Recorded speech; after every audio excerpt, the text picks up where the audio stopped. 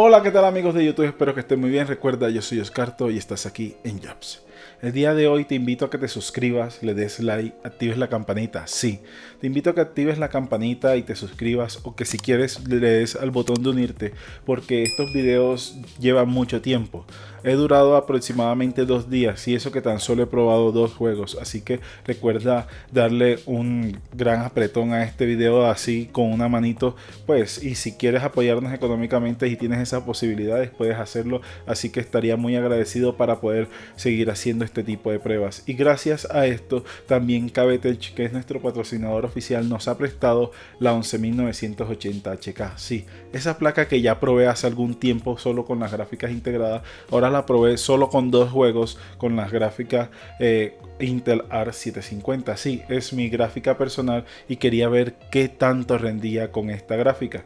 Entonces, más o menos con estos 2 juegos nos vamos a dar cuenta del panorama que tenemos aquí.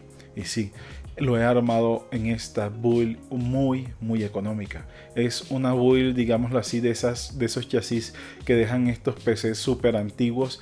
Y bueno, vaya que me sirvió para hacer el montaje. Y sí, debo hacer la aclaración. En este chasis, los ventiladores de la gráfica pues estaba muy cerca del disco duro, y esto hacía que levantara las temperaturas muy rápida, y al no tener un flujo de aire pues se levantaban mucho las temperaturas de tan solo la gráfica, debo decirle. Le colocó un ventilador para que estuviera un poco más refrigerada, un ventilador pequeño de esos de PC y un ventilador real con los que uno se ventila, para que estas temperaturas se manejaran bien. Pero antes de montar esta build como la ves aquí, me tocó desarmar el 11980 HK. Sí.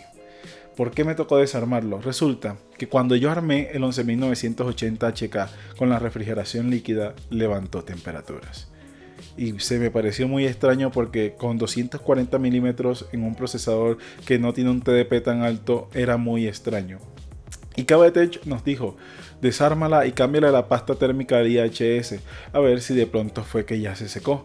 Y repentinamente no, destapé la computadora y literalmente estaba seca, y en el IHS y el dial del procesador no había absolutamente casi pasta térmica, es decir que estaba haciendo muy poco contacto con el IHS. Entonces, y aparte su pasta térmica estaba muy seca. Entonces procedí, como ustedes están viendo, a colocarle pasta térmica. Le puse específicamente la MX4 como ustedes están viendo, y así pude atornillarla.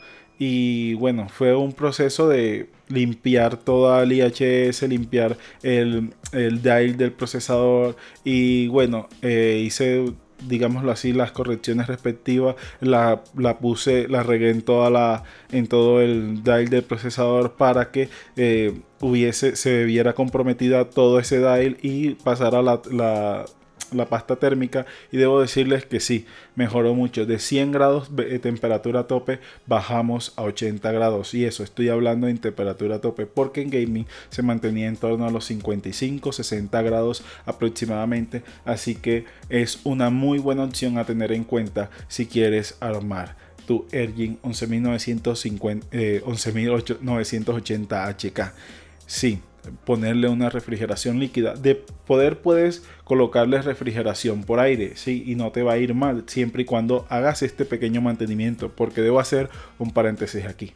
Si compras cualquier producto de AliExpress, sea una Ergin 11900 o de cualquier generación, que vienen con estos procesadores de portátiles, y pones esta o compras una gráfica, deberías desarmarla y tratar, si haces las pruebas pertinentes, debes tratar de mirar si las temperaturas levantan. Si levantan mucha temperatura, destápala y hazle un pequeño mantenimiento, porque no está de más. En muchas ocasiones vienen con buena pasta térmica. Me pasó con la 5600 XT, que venía con una muy buena pasta térmica y no levantaba temperaturas. Así que, pero aún así debemos ser prevenidos en cuanto a este tema de las temperaturas. Entonces cierro paréntesis. Entonces sí, el IHS estaba seco y todo esto, y como ustedes vieron ya yo le hice el cambio a la pasta térmica y hice el montaje en el chasis. y así fue como quedó este chasis. La organización de cable o la gestión de cable aquí es un lío. Entonces, como era también un banco de pruebas, no me compliqué tanto, solamente traté de acomodar lo mejor que pude los cables y así pudimos hacer nuestras pruebas. Y debo decir que las temperaturas de la gráfica fueron bastante altas porque no había flujo de aire, a diferencia de con mi 9500 que tienen un chasis completo. Ese justo que están viendo detrás de mí va a tener un mejor resultado. Entonces aquí en temperaturas le favoreció mucho el chasis que tenía mi 11900, mi 9500 a las A750, y con referente al 11980 HK estas temperaturas levantaron mucho simplemente porque no contamos con un muy buen flujo de aire en el chasis, y aparte de que el disco duro quedaba aproximadamente a 2 centímetros del disipador de la gráfica, y esto hacía de que las temperaturas se levantaran muy rápido, no teniendo la oportunidad de respirar bien nuestra gráfica. Así que tengan en cuenta esto. Y pues sí, lo probé en 2 juegos nada más, como les había comentado.